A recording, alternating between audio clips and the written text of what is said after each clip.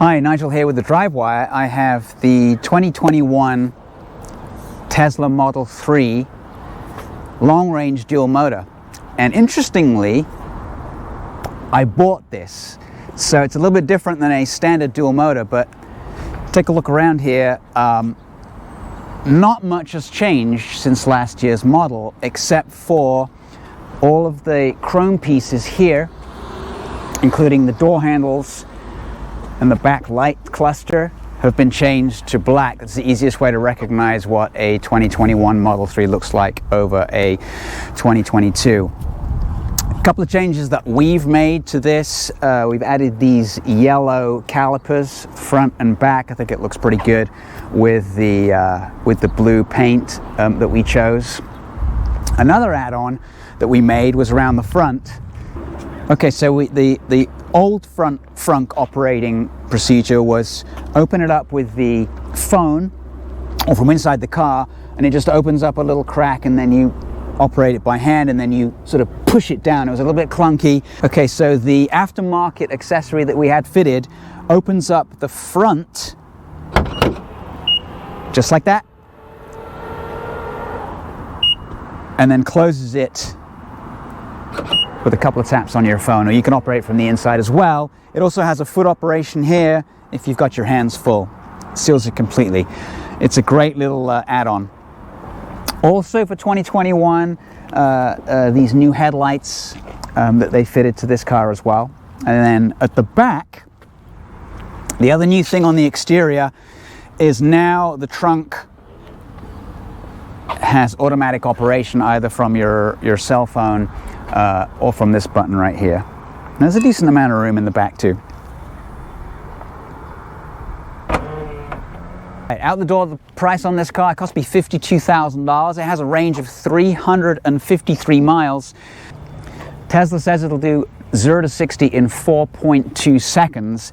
Now, they're a little cagey about publishing power numbers. There was a 5% increase, an over-the-air software update in 2019. I believe this car has close to 350 horsepower, 367 foot-pounds, and then add 5% onto that. It's pretty quick. All right, so on the inside, they've made quite a number of changes. Let me jump in the back real quick. There's a pretty decent amount of room, but what they've done is this area here is now Alcantara. They've got these USB ports in the back here now for backseat passengers. There's plenty of room. These seats are pretty comfortable. The only thing I don't like is here, I put the armrest down, and the cup holders are part of the armrests. It's sort of not the most comfortable place, although because I own this, I probably won't spend a lot of time in the back here. Materials are pretty solid. There have been a couple of issues with some wind noise around the windows, but we've been able to get those fixed. So all in all, it's pretty decent inside. All right, so in the front, there's been the most changes. The center console is what's changed the most. Previously, this was sort of like a piano black, easy to scratch, easy to mark up material, and they've changed all of this part here. And then the two wireless chargers are now covered in this nice sort of Alcantara material. Just feels like it's a little bit more quality inside, a little bit better put together than it was before. And then, instead of these being clipped on, they're now magnetic, which is kind of a cool little feature. And then obviously, because it's an electric vehicle, there's no transmission tunnel or anything to get in the way, so you've got a lot of storage space.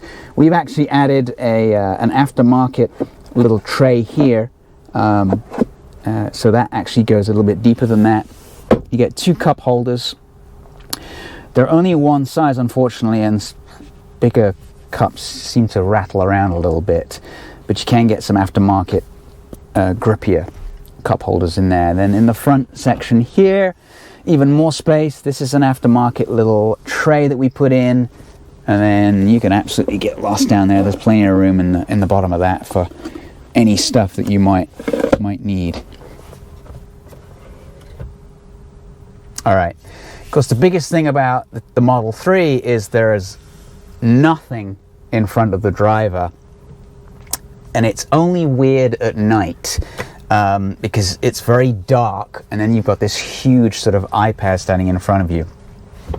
Anyway, let me just turn the wheel here. Essentially what you get are two stalks and two controls. One can act as volume, the other one can act as changing the steering wheel position. Manual controls on the electric seats are as they would be on the left-hand side. That's kind of cool.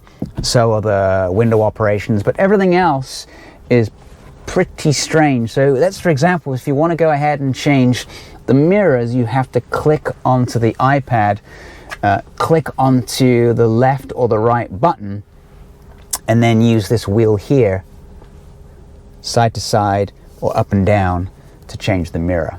The good news is, once you've done that, you can lock it into your specific profile, which is on your phone and in here, so that every time you get in the car, you choose your profile and you get the seating position that you require. Same thing with the steering wheel. You can just move this around, and then it says, do you want to save it or not? No, I don't want to save it, so I'm just going to back out of that and leave it exactly where it was. And then you can go back in there and just make sure that it's back in the position that you had it previously.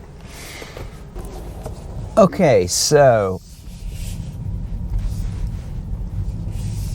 we have 311 miles of range. Not going to go that far. Just finished charging it up. It took about 25-30 minutes to go from 75 miles of range, which is all we had left, to 311 at one of the Tesla superchargers. The good news is when I bought this car, I got a 12 months of free supercharging. Thank you, Elon. Because I bought it at the end of the year, and Tesla were trying to make their numbers.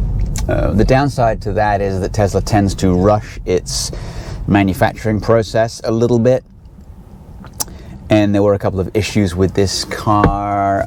There was a couple of paint chips on the front, which they replaced the bumper for free under warranty.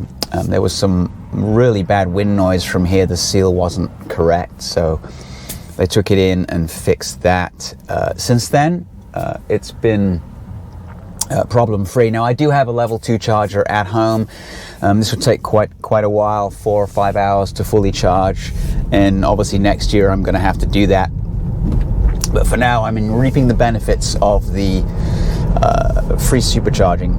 And of course, while you're waiting for that 30 minutes, you can watch Hulu on the infotainment screen. Yeah, it's actually quite relaxing. A little bit chilly today, 47, so you can put the heated seats on. Everything works as it should while you're charging. So now we're on the road. I really want to sort of give you an idea of how this car drives. If you've driven an electric car already, they are so relaxing and easy to drive. What I mean by that is just in stop-start traffic, you come up to a stop sign and then you just put your foot on the accelerator and it just goes. There's none of this, there's no hunting for gears, there's no delay. The torque is instantaneous. This one has about 380 foot-pounds of torque from 0 RPM. So even when you're rolling up to a red light and it goes green, you can put your foot down and you can see my head gets pushed back into the seat. It's very addictive to push that right pedal. And the good news is you don't need the middle pedal hardly ever. There's a couple of different modes. You can have it react like a typical more standard automatic transmission where it'll coast a little bit, and when you take your foot off it moves. This one has the hold system, so you take your foot completely off and the car comes to a complete halt. It's regenning. So yeah, it's all well and good. You could talk about 0 to 60 times, and this will do 0 to 60 in 4.2 seconds. But the real speed, the real joy of driving this is to be going along here. I'm doing 50 miles an hour, and then floor it. I'm doing 70. I didn't time that, but that is quick. And it allows you to find spots in traffic where normally you wouldn't be able to pass. Nobody tries it on when they see you've got a Tesla, especially when it says dual motor on the back. And the steering, it's really precise. They've done a really good job of making this car pretty good. It feels like a nimble sport compact. Up on Christmas Eve, and yes, just the acceleration is just out there. It really is. You know, when you think about it, in order to get similar acceleration, I'm not talking about from 0 to 60 off the line. I'm talking about 50 to 70, 70 to 90, 30 to 40, whatever it might be. You've got to get a pretty expensive car to beat this. I mean, anything with a traditional 8-speed transmission with 400 horsepower is not going to beat this car.